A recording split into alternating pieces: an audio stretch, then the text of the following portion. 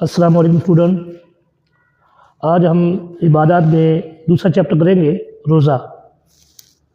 جیسے نماز کو بہت بڑی اہمیت حاصل ہے اسلام کے اندر، اس طرح روزے کو بھی اہمیت حاصل ہے۔ اس کی وجہ یہ بھی ہے کہ یہ دونوں تحفے نبی اکرم صلی اللہ علیہ وسلم کو معراج کے وقت اللہ تعالیٰ نے عطا فرمائے تھے۔ جیسے حدیث کے اندر آتا ہے کہ پہلے اللہ تعالیٰ نے 6 مہینے کے روزے آپ صلی اللہ علیہ وسلم کو تحفے کے طور پہ دیے اور 50 نمازیں دیں۔ پھر آہستہ آہستہ یہ کم ہوتے چلے گئے۔ وہیں پہ حضرت ابراہیم سے ملاقات ہوئی تو حضرت ابراہیم علیہ السلام نے انبیاء علیہ السلام سے ملاقاتیں ہوتی رہیں، اور وہ بتاتے گئے، حضور واپس اللہ کے پاس دوبارہ جاتے گئے، اور وہ چیزیں کم ہوتے ہوتے 5 نمازیں اور 1 مہینے کے روزے اللہ تعالیٰ نے عطا کر دیے۔ وہ تحفہ لے کر نبی اکرم صلی اللہ علیہ وسلم اپنی امت کے پاس لے کے آئے، اور اس تحفے کو آج بھی ہم جو ہے اس مہینے کے اندر ادا کرتے ہیں۔ جیسے نماز ہم 5 وقت کی ادا کرتے ہیں، وہ تحفہ ہمیں ہر روز ہم جو ہے اس کو حاصل کرتے ہیں۔ یہ دونوں چیزوں کا مقصد تقوی کا حصول ہے، روزے کا بھی اور نماز کا بھی۔ یہ ہرگز مقصد نہیں ہے کہ اللہ تعالیٰ ہمارے لیے کسی عبادت کے محتاج ہیں۔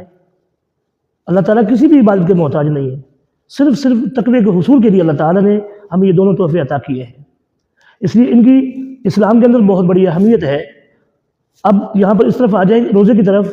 روزے کا مقصد یہ نہیں ہوتا کہ کھانا پینا یہ سب چیزیں چھوڑ دینا یہی روزہ ہے۔ ایک آدمی جو ہے کھاتا پیتا بھی نہیں روزہ رکھتا ہے، لیکن وہ حرام کام نہیں چھوڑتا، یا وہ اللہ کے حکم کو پورا نہیں کرتا صحیح طریقے سے، یا روزے کی اہمیت کو نہیں جانتا، اس میں فحش کام کرتا رہتا ہے، گناہ کرتا رہتا ہے، تو ایسے روزے کی اللہ کو ہرگز ضرورت نہیں ہے۔ اس لیے روزے کا مقصد صرف تقوی کا حصول ہے۔ تو روزے کو ارکان اسلام کے اندر بہت بڑی اہمیت حاصل ہے، یہ بات ذہن میں رکھنی ہے۔ اور یہ جو میں گفتگو کر رہا ہوں یہی آپ کا لونگ بننا ہے، اس لیے آپ نے اس کو سمجھنا ہے، اور یہ ایک ہر عام خاص آدمی کے لیے ہے، کیونکہ ہم مسلمان ہیں اور ہمارے اندر ان چیزوں کی اہمیت کا ہمیں پتہ ہونا چاہیے۔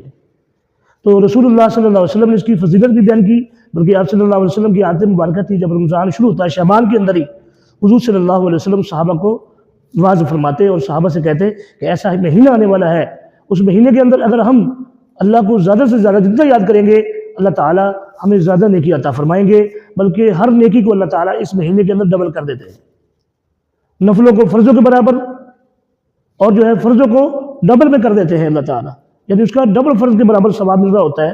اس لیے رمضان کی بہت بڑی اہمیت حاصل ہے، رمضان کو اللہ تعالیٰ نے بہت بڑی اہمیت دی ہے۔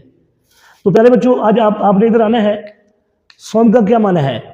صوم کا معنی اور مفہوم تحریر کریں۔ جواب آئے گا کہ روزے کے لیے قرآن و حدیث میں لفظ صوم یا صیام استعمال ہوا ہے۔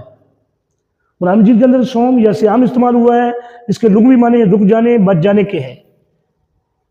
اور شرعی اسلام میں وہ عبادت جس میں ایک مسلمان طلوع فجر سے غروب آفتاب تک کھانے پینے اور اپنی جائز نفسانی خواہشات کو روک دیتا ہے، اسے صوم یعنی روزہ کہتے ہیں۔ کہ انسان جو ہے اپنی خواہشات کو، کھانے پینے کی جتنی بھی جائز حاجات ہیں جو ہم ہر روز کرتے ہیں، ہر روز کھاتے پیتے ہیں، رمضان کے اندر اللہ تعالیٰ اس سے منع فرماتے ہیں کہ جب طلوع فجر ہو جائے اس سے لے کر غروب آفتاب تک آپ نے کچھ نہیں کھانا۔ یہ اللہ کی خوشنودی کے لیے اور اللہ کی رضا کے لیے ہوتا ہے۔ تو اب آگے سمجھیے کہ نمبر 2، رمضان مبارک کے 2 مسنون اعمال تحریر کریں۔ یہ سوال نمبر 2 ہے۔ یہاں پر نماز تراویح اور اعتکاف ہے۔ نماز تراویح جو ہے یہ سنت ہے، اس میں پورا قرآن مجید تراویح کے اندر سننا یہ بھی سنت ہے، اس لیے تراویح نہیں چھوڑنی چاہیے، اس لیے کہ یہ سنت مؤکدہ ہے۔ اگر کوئی آدمی جان بوجھ کر تراویح چھوڑتا ہے تو وہ گناہگار ہوگا۔ اور اعتکاف جو ہے رسول اللہ صلی اللہ علیہ وسلم جو ہے ہر سال اعتکاف فرمایا کرتے تھے آخری عشرے کے اندر۔ حضرت عائشہ رضی اللہ تعالیٰ عنہ کی بھی روایتیں ہیں، اور بھی بہت ساری صحابیات کی روایتیں ہیں، صحابہ کی روایتیں ہیں کہ نبی اکرم صلی اللہ علیہ وسلم آخری عشرے میں اعتکاف کیا کرتے تھے۔ اور اعتکاف کا مقصد بھی یہی ہے کہ انسان زیادہ سے زیادہ اللہ تعالیٰ کی عبادت کر سکے، اس لیے اعتکاف سنت ہے۔ سوال نمبر 2۔ سوال نمبر 3 ہے، روزے سے کوئی سی 2 معاشرتی فوائد تحریر کریں۔ تو آپ نے جواب دینا ہے، روزے کی برکات حاصل کرنے کے لیے لوگ زکوٰۃ، صدقات ادا کرتے ہیں، جس سے غربا، مسکین اور دیگر ضرورت مندوں کی ضروریات پوری ہوتی ہیں۔ اب رمضان کے اندر جو ہے ایک بات یہ سمجھنے کی ہے کہ رمضان کے اندر لوگ صدقات بھی دیتے ہیں، جیسے صدقہ الفطر ہے، اس میں زکوٰۃ بھی ادا کرتے ہیں، لیکن یہ بات سمجھنے کی ضرورت ہے کہ زکوٰۃ جو ہے وہ ضروری نہیں کہ رمضان میں ادا کی جائے، کیونکہ زکوٰۃ ہر مال پر سال پورا ہونے پہ ہوتی ہے، تو جب بھی سال پورا ہو جائے تو اس کو ادا کر دینا چاہیے، کیونکہ زندگی کا نہیں پتہ کہ انسان کی زندگی کب ختم ہو جائے، اس لیے زکوٰۃ کو اس کے سال پورا ہونے پر ہی ادا کر دینا چاہیے۔ ہاں اگر رمضان میں سال ہو رہا ہے تو پھر اچھی بات ہے، کیونکہ رمضان کے اندر ڈبل نیکیاں ملتی ہے صدقات اور خیرات کی، اس لیے لوگ زیادہ تر رمضانوں ہی میں ادا کرتے ہیں تاکہ ہمیں ڈبل اور زیادہ ثواب ملے۔ تو دوسری بات یہ ہے کہ ضرورت مندوں کی ضرورتیں بھی پوری ہوتی ہیں۔ اگلے نمبر 2 ہے روزے کی حالت میں دوسروں کی بھوک کا پیاس کا احساس ہوتا ہے اور ان کے ساتھ ہمدردی کے جذبات پیدا ہوتے ہیں۔ اب یہاں پر جو ہے روزے کا ایک یہ بھی فائدہ ہے کہ کیونکہ روزہ ہر بالغ عاقل اور مسلمان پر فرض ہے، امیر غریب سب پر فرض ہے، کسی کو بھی معافی نہیں ہے روزے کی۔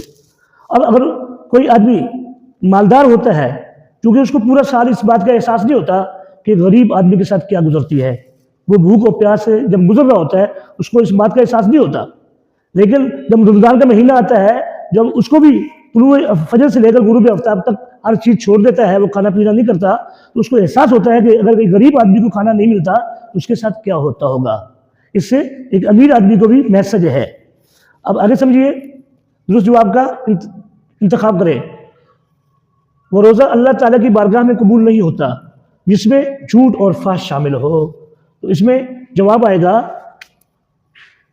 یہ والا۔ آگے سوال نمبر 2، قرآن مجید کے مطابق روزے کا سب سے اہم مقصد تقوی کا حصول ہے، یہ جواب آئے گا۔ آگے سوال نمبر 3 ہے، مقررہ وقت پر سحر اور افطار سے انسان میں صفت پیدا ہوتی ہے نظم و ضبط کی، یہ جواب آئے گا۔ اسی طرح کی معروضی جو ہے آپ نے حل کرنی ہے، اس کے علاوہ بھی بہت ساری معروضی ہے وہ آپ نے حل کرنی ہے۔